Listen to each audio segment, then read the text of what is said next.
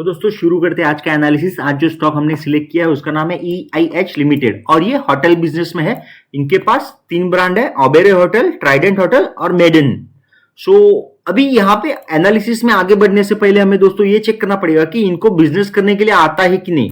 तो इसलिए हमने क्या किया, इनका प्रेजेंटेशन जो हाल ही में इश्यू हुआ है 12 अगस्त को वो ओपन किया और उसमें 5 नंबर के पेज पे गया और इनका KPI है। तो ये की परफॉर्मेंस इंडिकेटर है यहाँ पे, जो इंडिकेट करता है कि ये 100% के ऊपर है। इनका तीनों का रैंक, ये जो 3 इंडिकेटर है यहाँ पे इंडिकेट किया है ना, market penetration index, average rate index और रेवेन्यू इंडेक्स। तो ये तीनों इंडेक्स एक 100% के ऊपर काम कर रहे हैं। तो ये इंडिकेट करता है इनको बिजनेस करने के लिए आता है। इसके अलावा हम चेक कर सकते हैं यहाँ पे इन्वेस्टर्स में जाके, अगर इनको बिजनेस करने के लिए आता है तो इसमें कौन इन्वेस्टेड है। तो यहाँ पे हम देखेंगे तो रिलायंस ने इन्वेस्ट किया है 18% से और ITC लिमिटेड ने यहाँ पे 16% से यहाँ पे इन्वेस्ट करके रखा है। तो ये आम पब्लिक के पास अगर 46% में से ये जो है वैल्यूज उसको इसको अगर सब्ट्रैक्ट किया तो पब्लिक के पास सिर्फ 10% से भी कम रह जाता है दोस्तों। तो ये हमें अच्छा लगता है। तो अगर इतने अच्छे इन्वेस्टर्स ने यहाँ पे इन्वेस्ट किया है तो क्या इनका प्रॉफिट आ रहा है क्या बिजनेस से, वो चेक करेंगे। तो हमें क्या नजर आता है, हम लोग प्रॉफिट एंड लॉस अकाउंट में गए और ये नजर आता है कि इनका टॉप लाइन जो सेल्स बोला जाएगा वो 3023 करोड़ हाईएस्ट एवर है। इनका प्रॉफिट, ऑपरेटिंग प्रॉफिट अगर चेक किया तो वो है 1030 करोड़ का, ये हाईएस्ट एवर है। और प्रॉफिट बिफोर टैक्स वो है 1064 करोड़ का, तो ये भी हाईएस्ट एवर है। और नेट प्रॉफिट अगर हम यहाँ पे चेक करते हैं तो थोड़ा सा आगे पीछे हुआ है। हो सकता है यहाँ पे इन्होंने कुछ टैक्स ज्यादा पे कर दिया होगा, तो उसका कोई इश्यू नहीं, वो आगे आके हाईएस्ट एवर आ जाएगा, इसमें कोई डाउट नहीं दोस्तों। तो यही हाईएस्ट एवर जो है नंबर, उसको लेके हम लोग इसका वैल्यूएशन जो है वो चेक कर सकते हैं।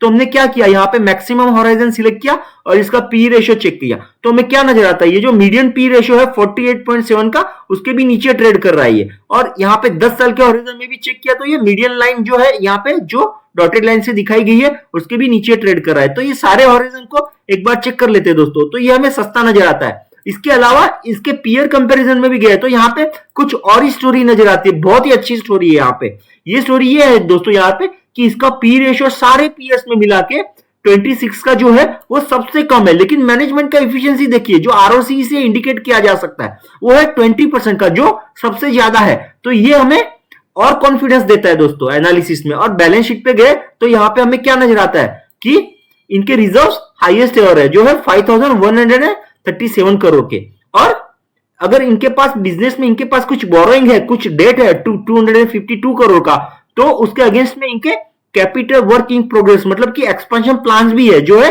219 करोड़ के। इसके अलावा इनके बैलेंस शीट में कुछ कैश भी है, वो है 934 करोड़ के। तो ये इसको बोला जाएगा दोस्तों कि इनके पास जो कैश है वो इनके बोरोइंग से ज्यादा है।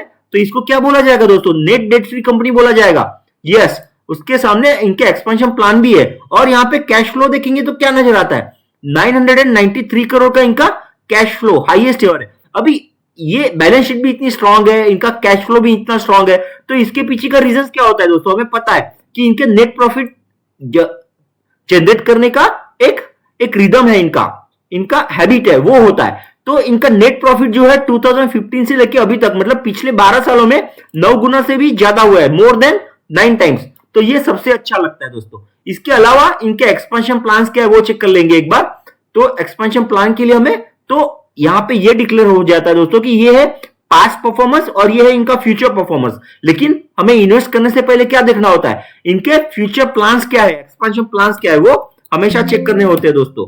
तो उसको चेक करने के लिए हमने क्या किया, यहाँ पे प्रेजेंटेशन में गए तो यहाँ पे इन्होंने क्या बोला है कि हमारे 30 न्यू प्रॉपर्टीज ग्लोबली और डोमेस्टिक को मिला के एग्जीक्यूट होने वाले हैं 2031 तक। तो ये अच्छा लगता है। और तो वो कौन से प्रॉपर्टीज है उसको भी चेक कर सकते हैं हम। तो यहाँ पे हम क्या गए, थोड़े से और नीचे आ गए यहाँ पे, तो ये इनके प्रॉपर्टीज के नाम है जो यहाँ पे हमें ये नजर आते हैं। और वो अब 2030 तक के इन्होंने प्लान किए हुए हैं और वो है 7 नंबर, सो 7 प्रॉपर्टीज और 825 कीज। तो दोस्तों कीज क्या होता है, बेड क्या होता है, वो मैं आपको एक बार एक्सप्लेन कर देता हूं कि एक रूम जो होता है होटल का उसमें नंबर ऑफ बेड ज्यादा हो सकते हैं, लेकिन एक रूम का की तो एक ही होगा दोस्तों। तो ये कंजर्वेटिव और सेफ नंबर है 825 कीज।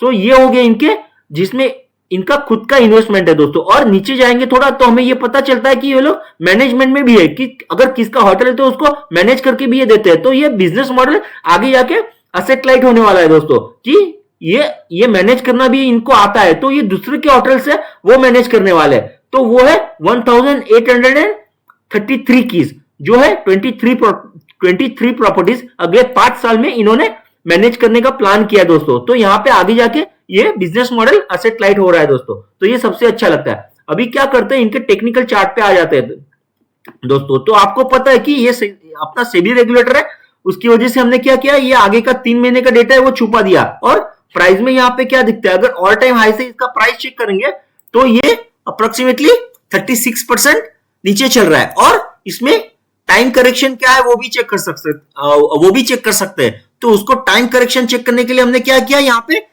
ये जो है टाइम फ्रेम वो नजर आता है 860 डेज का ट्रेडिंग सेशन। सो मोर देन 2.5 ईयर में ये स्टॉक ने कुछ नहीं किया दोस्तों। तो हमें यहाँ पे क्या नजर आता है, और एक चीज है दोस्तों, इनका बिजनेस आगे जाके अगले क्वार्टर में अच्छा होने वाला है। इसका क्या रीजन है वो चेक करेंगे, क्योंकि अगले क्वार्टर में ब्रिक्स का एक मीट होने वाला है इंडिया में। तो ब्रिक्स की मीट होने वाली है इंडिया में, वो कभी है वो चेक करते हैं। तो ब्रिक्स की मीटिंग कब है, सितंबर 12 को है। तो सितंबर 12 मतलब कि अगले क्वार्टर में इसका इफेक्ट आने वाला है। तो इसलिए हमने क्या किया, शॉर्टर एक टाइम फ्रेम हमने एक सिलेक्ट करेंगे। शॉर्टर मतलब कि एक ऐसा टाइम सिलेक्ट करेंगे एनालिसिस में कि हम आगे जाके ये इवेंट का फायदा उठा सके। तो हमने क्या किया, यहाँ पे ऑब्जर्व कर सकते हैं हम लोग दोस्तों, यहाँ पे एक रेजिस्टेंस है जो बार बार यहाँ पे स्टॉक इसके नीचे आ रहा है। तो हमने क्या करना है, यहाँ पे एक ट्रेंड लाइन ड्रॉ करना है यहाँ पे, और यहाँ पे एक पैटर्न जो है वो नजर आता है हमें। वो क्या है, यहाँ पे ये होगा इनका शोल्डर, ये होने वाला है इनका हेड। तो हमने क्या किया, हेड फॉर्मेशन होने के पहले ये अपॉर्चुनिटी को जो है वो आइडेंटिफाई किया है। तो दोस्तों यहाँ पे टारगेट क्या निकल के आता है, 375 रुपीज का।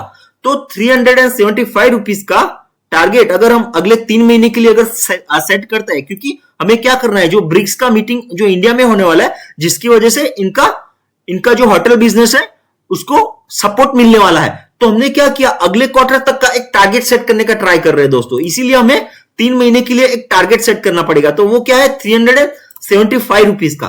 तो हम क्या करेंगे, एक बार 375 रुपीज में अगर इसका टारगेट होता है और इसका करंट प्राइस 303 रुपया है, तो 72 रुपीज का अपमूव अगर आता है और इसको परसेंटेज गेन में निकालेंगे दोस्तों, तो ये आ गया 23%। तो दोस्तों अगर अगले 3 महीने में जो इवेंट का अगर हमें इसका बेनिफिट उठाना है और ये जो बिजनेस है उसका एडवांटेज लेना है, तो ये 23% का गेन 3 महीने के लिए दोस्तों अच्छा लगता है। तो दोस्तों आपको क्या करना है दोस्तों, आपको ये अपॉर्चुनिटी दोस्तों अच्छी लगी है तो इसको लाइक करना है, शेयर करना है और दोस्तों के साथ सब्सक्राइब करना है दोस्तों। Thank you investors, thank you for your time.